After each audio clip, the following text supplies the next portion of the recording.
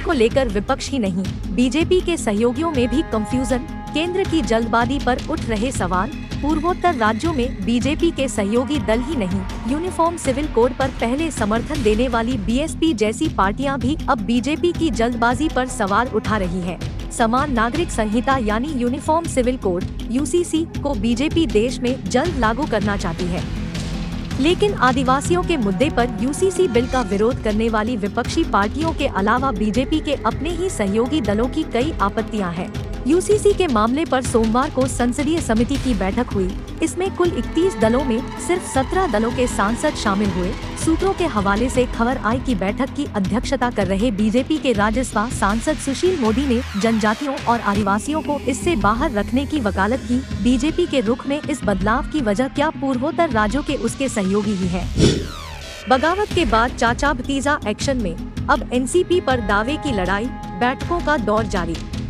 2 जुलाई को 8 विधायकों के साथ शपथ लेने के बाद अजित पवार और बाकी बागियों को शरद पवार ने एनसीपी से निकाल दिया था। इसके बाद अजित पवार ने अपनी नई पार्टी बना ली। महाराष्ट्र की सियासत में शिवसेना जैसा एनसीपी का हाल होता दिख रहा है।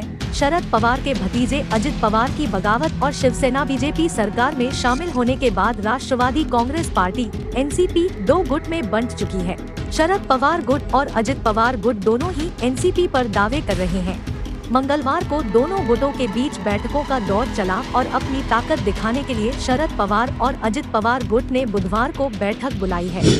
महाराष्ट्र, ब्रेक फेल होने से ढाबे में जा घुसा ट्रक, 9 लोगों की मौत, 20 से ज्यादा जख्मी। हादसा मुंबई से 300 किलोमीटर दूर स्थित धुले जिले के पलासनेर गांव के पास मुंबई आगरा हाईवे पर हुआ। ट्रक के ब्रेक फेल हो गए, जिससे यह नियंत्रण से बाहर हो गया। इसके बाद इसने कई गाड़ियों को टक्कर मारी और ढाबे में जा घुसा। महाराष्ट्र के धुले में बड़े हादसे की खबर है। मिली जानकारी के मुताबिक मुंबई आगरा हाईवे पर ब्रेक फेल होने की वजह से एक ट्रक ढाबे में जा घुसा। मंगलवार सुबह हुए इस हादसे में कम से कम 9 लोगों की मौत की सूचना है, जबकि 20 से ज्यादा लोग जख्मी बताए जा रहे हैं। सभी घायलों को नजदीकी अस्पताल में भर्ती कराया गया है। पुलिस के मुताबिक मरने वालों की संख्या बढ़ सकती है। सैन फ्रांसिस्को में खालिस्तान समर्थकों ने लगाई भारतीय कांसुलेट में आग, यूएस ने की निंदा।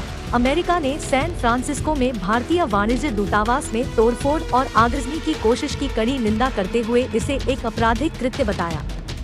अमेरिका के सैन फ्रांसिस्को के भारतीय कांसुलेट में खालिस्तानी समर्थकों ने आग लगा दी। आग में कोई घायल नहीं हुआ और तुरंत काबू भी पा लिया गया। इस पूरी घटना की अमेरिका सरकार ने निंदा की है और कार्रवाई की बात कही है। अमेरिका के विदेश विभाग के प्रवक्ता मैथ्यू मिलर ने बयान जारी कर कहा है कि सैन फ्रांसिस्को स्थित भारतीय वाणिज्य दूतावास में आगजनी की घटना की कड़ी निंदा करता है। अमेरिका स्थित विदेशी राजनयिकों या दूतावासों में तोड़फोड़ या हिंसा करना अपराध है।